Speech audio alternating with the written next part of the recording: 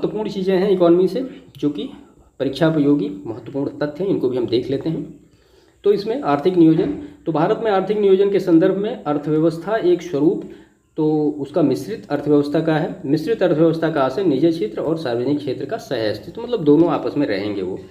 भारत में समाजवादी व्यवस्था पर आधारित विकास प्राप्त करने हेतु मार्च 1950 में प्रधानमंत्री की अध्यक्षता में एक सांविधिक संस्था योजना आयोग का गठन किया गया। उसके बाद फिर नीति आयोग बनाया गया।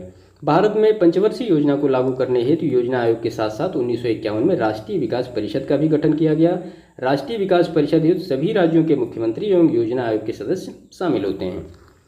भारतीय योजना आयोग को मजबूत बनाने हेतु भारत सरकार ने सन 1965 में राष्ट्रीय योजना परिषद का गठन किया। भारत में आर्थिक नियोजन को समवर्ती सूची में रखा गया है। मानव विकास सूचकांक के बारे में डिटेल देख लेते हैं, जो कंसेप्चुअल फैक्ट हैं। तो मानव विकास सूचकांक का उल्लेख 1990 में संयुक्त राष्ट्र विकास से जुड़े महबूब उल हक ने किया। मानव विकास सूचकांक 3 सूचकांकों, जीवन प्रत्याशा सूचकांक, शिक्षा सूचकांक और घरेलू उत्पाद सूचकांक का औसत होता है।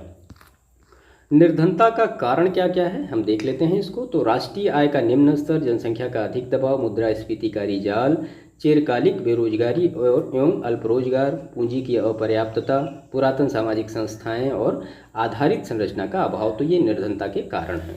अंतर्राष्ट्रीय संगठन दिए गए हैं और उनका मुख्यालय कहाँ है। तो अंतर्राष्ट्रीय मुद्रा कोष का वाशिंगटन, विश्व बैंक का वाशिंगटन, विश्व व्यापार संगठन का जेनेवा, आसियान का जकार्ता, एशियाई विकास बैंक का मनीला, बिम्स्टेक का मनीला और अंकटाड का जेनेवा। याद रखिएगा, कई बार छोटे छोटे प्रश्न हैं, मैचअप करने के लिए आ जाते हैं।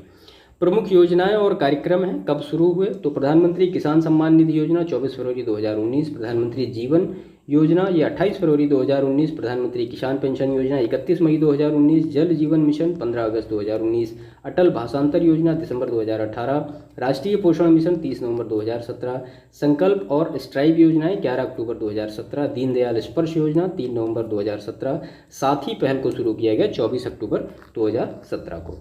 इसके बाद कुछ महत्वपूर्ण कर सुधार समितियां हैं। तो वाचू समिति जो है ये प्रत्यक्ष कर से रिलेटेड, LK झा कमेटी जो है वो अप्रत्यक्ष कर से, राजा चिलैया कमेटी कर सुधार से, रेखी समिति अप्रत्यक्ष कर से रिलेटेड है, पार्थ सारथी सोम समिति ये कर नीति से है, YV रेड्डी समिति आयकर छूट की समीक्षा, भूरेलाल कमेटी जो है वो मोटर वाहन करों में वृद्धि से रिलेटेड है, केलकर कमेटी जो है प्रत्यक्ष एवं परोक्ष करारोपण से रिलेटेड है।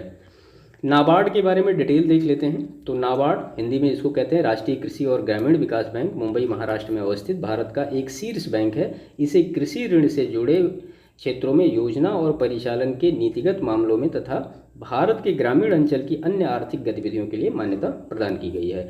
स्थापना की बात करें तो 12 जुलाई 1982 को की गई। वर्तमान में इसके प्रबंध निदेशक कौन है, तो गोविंद राजुल चिंताला।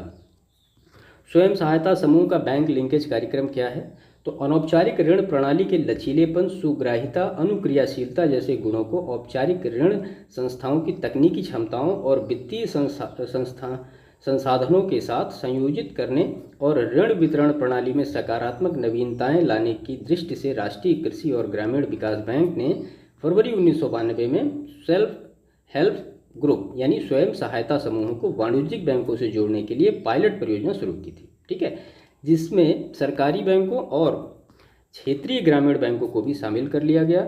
इस जुड़ाव का उद्देश्य औपचारिक और अनौपचारिक ऋण प्रणाली के अच्छे गुणों को समायोजित करना था।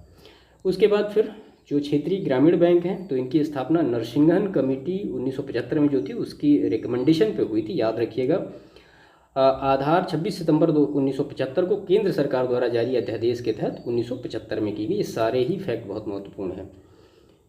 इसके बाद क्षेत्रीय ग्रामीण बैंक अधिनियम 1976 के माध्यम से इसे संवैधानिक मान्यता प्रदान की गई। इसका उद्देश्य ग्रामीण क्षेत्र में कृषि, व्यापार, वाणिज्य, उद्योग और अन्य उत्पादन गतिविधियों को आर्थिक तंत्र से जोड़कर उनका विकास करना तथा ग्रामीण क्षेत्रों में लघु और सीमांत कृषकों, कृषि श्रमिकों, कलाकारों और छोटे उद्यमियों को उनकी आवश्यकता के अनुरूप सहयोग प्रदान करना है।